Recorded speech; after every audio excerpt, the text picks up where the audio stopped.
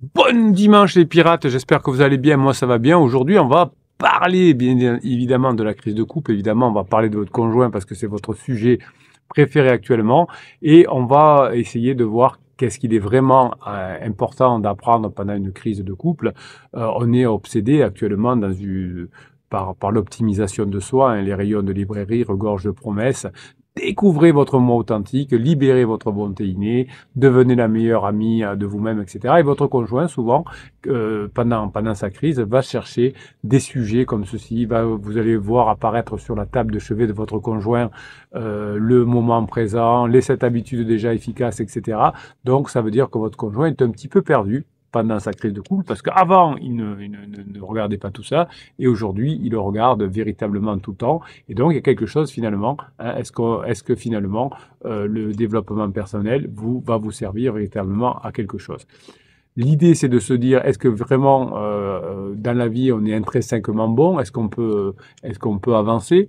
Est-ce qu'on peut se réaliser? Votre conjoint, pendant sa crise, certainement existentielle, si vous êtes ensemble depuis 5, 10, 15, 20 ans, il est possible que votre conjoint traverse cette crise existentielle.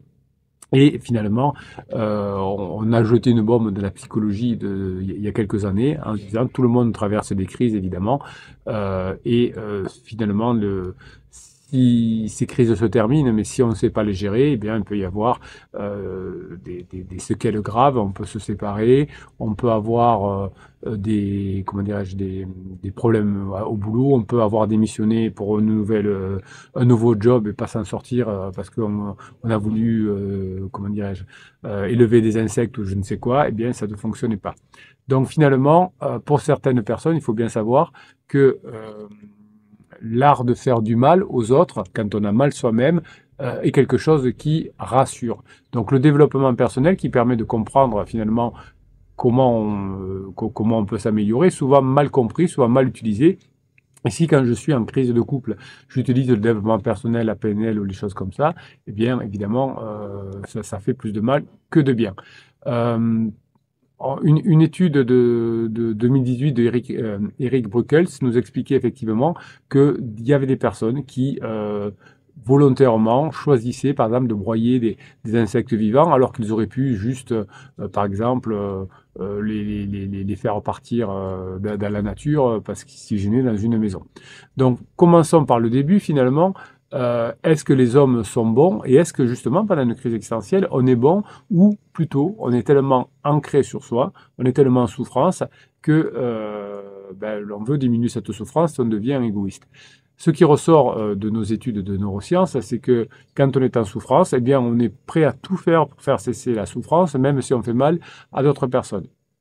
Dans le live de jeudi dernier, je vous ai lu un commentaire, un témoignage d'une personne qui est en crise. Vous la retrouvez dans le groupe Facebook. Hein, je l'ai même mis à la une.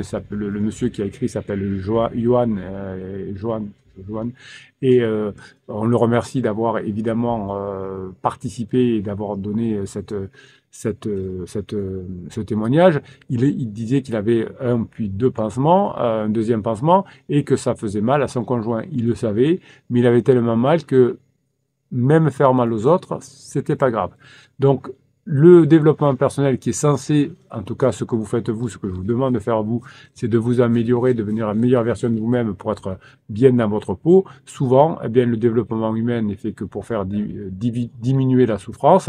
Et comme ça marche pas parce que c'est pas fait pour diminuer le développement personnel, n'est pas fait pour diminuer sa souffrance, notamment pendant une crise, mais c'est fait pour trouver des solutions pour être plus en empathie avec les autres, eh bien, ça ne marche pas. Le développement personnel ne marche pas pendant une crise. Votre conjoint achète des bouquins, regarde des vidéos de youtubeurs un peu fumeux, sont intéressés par ça, le secret, le machin, comment on appelle ça, je sais plus comment ils appellent ça, du film du secret, là, bon voilà, la peine et les compagnies, bon, peu importe. Et donc finalement, il n'y a pas de solution là-dedans, et on préfère, c'est plus efficace d'être méchant avec les autres, parce que finalement, ça nous donne un peu d'air, c'est comme ça.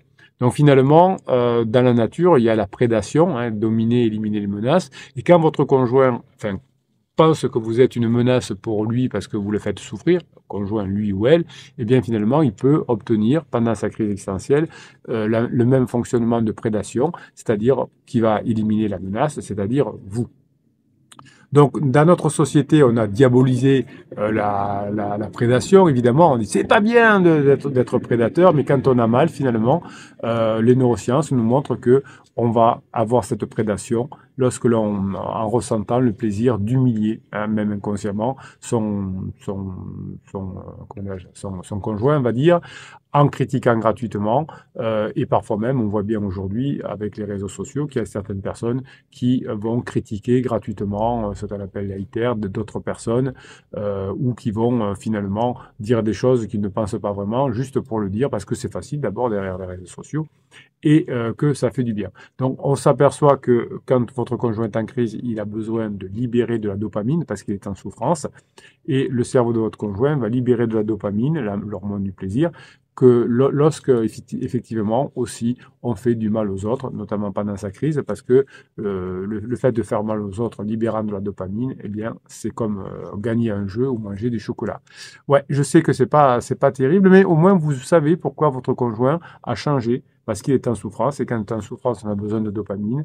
Le développement personnel ne permet pas, quand on est en crise, d'avoir cette dopamine, et donc le fait de faire souffrir les autres, eh bien évidemment, ça fait comme sur le moment, hein, après on s'en veut évidemment, mais sur le moment, ça fait du bien, ça libère de la dopamine pendant quelques temps. Donc, si on reprend l'exemple de l'expérience de Buckle, ce qu'il avait fait, les participants croyaient tester leur tolérance à des emplois difficiles. En réalité, chaque choix trahissait une personnalité profonde. Il y avait des expériences de nettoyer les toilettes, plonger les mains dans l'eau glacée, broyer des insectes, etc. Tout ça, finalement, montrait que quand les personnes étaient en souffrance, on leur faisait faire des emplois pas très intéressants, eh bien, ils avaient tendance à soit à avoir des mouvements de violence, voire de masochisme parfois aussi, pour libérer cette dopamine. Eh bien, c'est ce qui arrive à votre conjoint quand il est en crise. Souvent, il va faire des expériences sexuelles avec pansement liées au masochisme, au sadisme, etc. Donc, c'est fait justement pour diminuer sa souffrance. Donc, le développement personnel à ce moment-là ne sert à rien, et vouloir choisir, évidemment, de raisonner votre conjoint qui est en souffrance, c'est contre-productif. Ça entraîne plus de cruauté et de réactions physiologiques chez lui, dilatation des pupilles, sourire involontaire et déclaration post-expérience qui confirme finalement que lorsqu'ils sont avec pansement, c'est un vrai plaisir, puisqu'il y a ce côté addictif un peu de sadomasochisme. Parfois, j'ai cet exemple d'une femme en crise existentielle qui avait eu une relation avec son collègue de travail et sa femme, la femme du collègue de travail, et elle était devenue cette dame criseuse, leur esclave sexuelle, et elle s'était fait tatouer des codes barres dans le dos. Donc cette notion de sadomasochisme va entraîner finalement une forme de plaisir, de libération de dopamine qui pendant un certain temps fait du bien à la personne qui le vit. Évidemment, dans un deuxième temps, ça fait encore plus mal. Donc finalement, une personne qui était passée en crise existentielle nous avait fait il y a quelques années un témoignage qui disait « Après ma crise existentielle, j'étais devenu un monstre, je hurlais sur mes enfants parce que par exemple, il renversait un verre. » Et ça, vous le voyez aussi, votre conjoint pendant sa crise va parfois hurler sur les enfants, voire mettre des gifles. Hein, c'est arrivé dans un témoignage très récent. Et finalement, la personne disait, j'étais même méchant avec mon mari. Je lui disais, de toute façon, tu vas échouer. Tu vas encore échouer. T'es comment elle lui disait, un loser. Voilà, c'était son mot.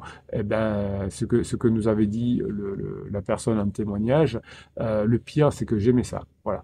Donc voir le visage de l'autre souffrir, entre guillemets, donner l'impression de reprendre le contrôle sur sa vie, de reprendre le contrôle de quelque chose, de voir les enfants pleurer, de voir le mari se confondre en excuses alors qu'il n'avait rien fait, eh bien tout ça faisait que cette forme de souffrance chez les autres était une forme d'exutoire chez soi, oui. C'est pour ça que votre mari ou votre femme peut être méchant, entre guillemets.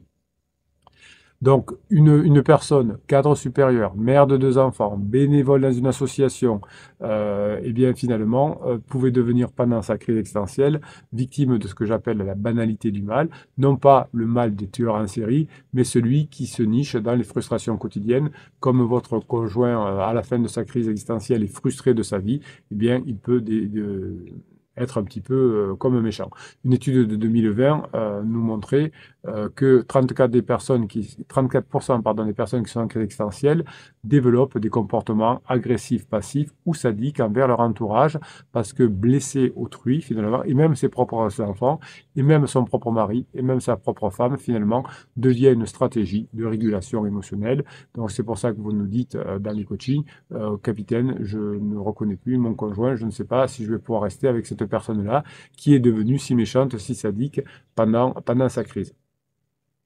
Donc la crise existentielle qui entraîne une crise de couple, souvent c'est une crise existentielle qui entraîne la crise de couple quand on est ensemble depuis très longtemps, est liée à une crise identitaire, je ne sais plus qui je suis, un sentiment d'impuissance, je m'aperçois que je ne maîtrise rien dans ma vie, je pensais être super-héros et je vois qu'au boulot je peux même pas sortir à l'heure que je veux. J'ai une recherche de contrôle en disant si je veux pas souffrir, il faut que je domine mon conjoint, il faut que je reprenne ma vie en main, sortir quand je veux, faire ce que je veux. Et finalement, comme on est en souffrance, on devient vite addict à la dopamine. Et finalement, plus je blesse, plus je me sens puissant. Alors tout ça est inconscient. Les personnes qui sont passées, qui sont sorties de la crise et qui demandent souvent pardon d'ailleurs, disaient je ne pouvais pas faire autrement, ce n'était pas volontaire, mais ça me rendait puissant, ça me rendait plus contrôlant sur ma vie de faire du mal aux autres. Donc ce mécanisme, pendant une crise existentielle, est renforcé par l'effet de désinhibition en contexte sûr, l'effet de désinhibition en contexte sûr. Lorsque nous sommes certains de ne pas être punis, dans notre foyer, derrière un écran anonyme, notre cerveau reprend le dessus en mode survie. C'est exactement ce qu'a montré l'expérience de Buchholz.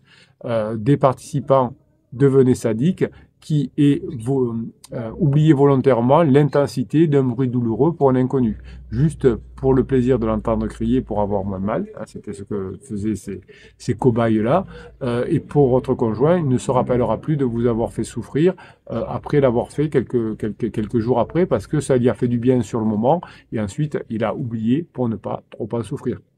Donc vous voyez que vous pouvez vous dire, moi, je ne ferai jamais ça. Eh bien, détrompez-vous, le sadisme ordinaire ne se limite pas aux actes extrêmes. Vous aussi, comme votre conjoint en crise, vous pouvez avoir, sans le vouloir, des gestes sadiques. Les sarcasmes innocents qui vont humilier votre conjoint en public. Vous l'avez peut-être fait sans faire exprès vraiment dans la phase de sécurisation, en critiquant votre conjoint devant des amis.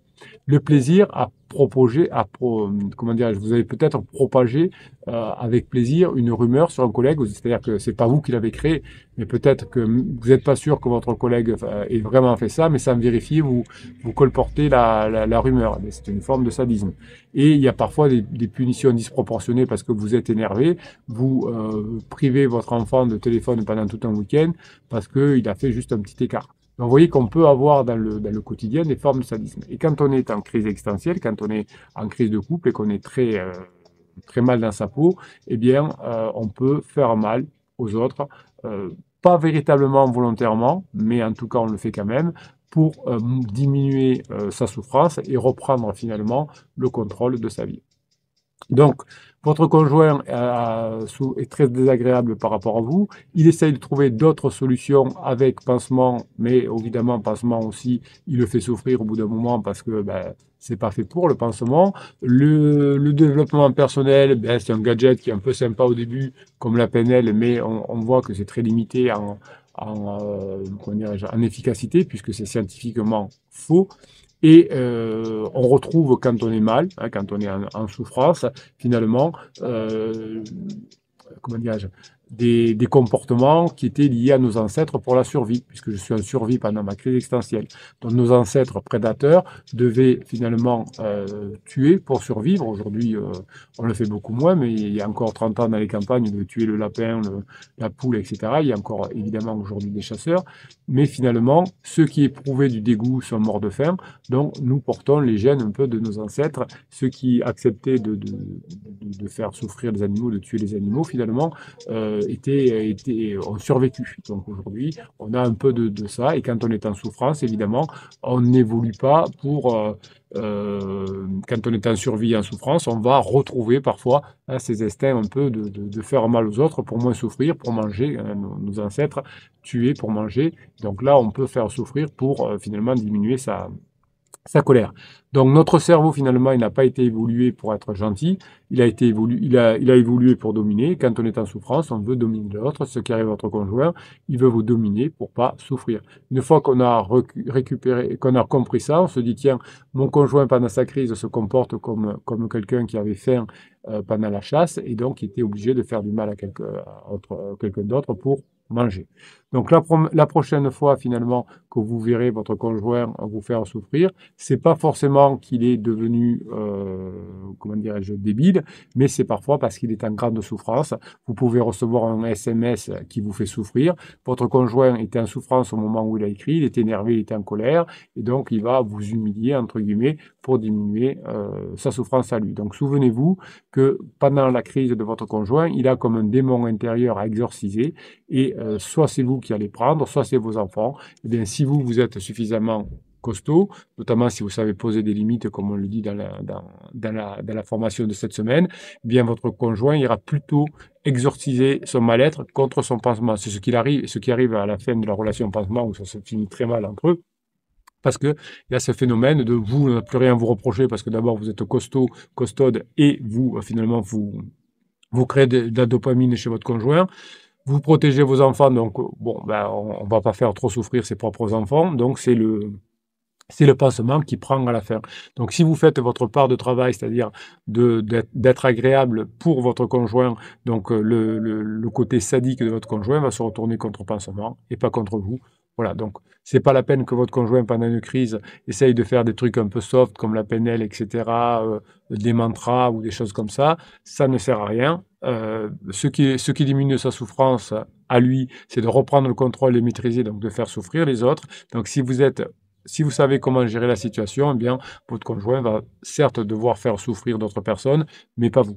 Voilà, le pansement, plutôt tant pis pour lui, le pansement, il savait qu'il ne faut pas avoir une relation avec quelqu'un qui est encore en couple, quelqu'un qui n'a pas fait le deuil de la relation précédente, parce que ça se finit mal. S'il avait appris, il ne serait pas allé avec votre criseux. Donc la relation pansement se retourne contre le pansement. C'est comme ça, c'est des cycles, et vous passez en phase de 4. Voilà mes pirates adorés, vous avez 270 formations, 6 formes de coaching pour mettre tout ça en place. Vous allez apprendre à gérer toutes ces choses. Vous avez le matin dans les vidéos de 7 heures, vous apprenez des choses comme aujourd'hui. Oui, vous ne saviez pas ce côté sadique du conjoint pendant la crise. Ce n'est pas contre vous qu'il en a forcément, mais si vous ne savez pas gérer, eh bien c'est vous qui allez être la proie de votre conjoint pendant sa crise. Mes pirates adorés, je vous souhaite le dimanche que vous méritez. Je vous kiffe et je vous kiffe grave.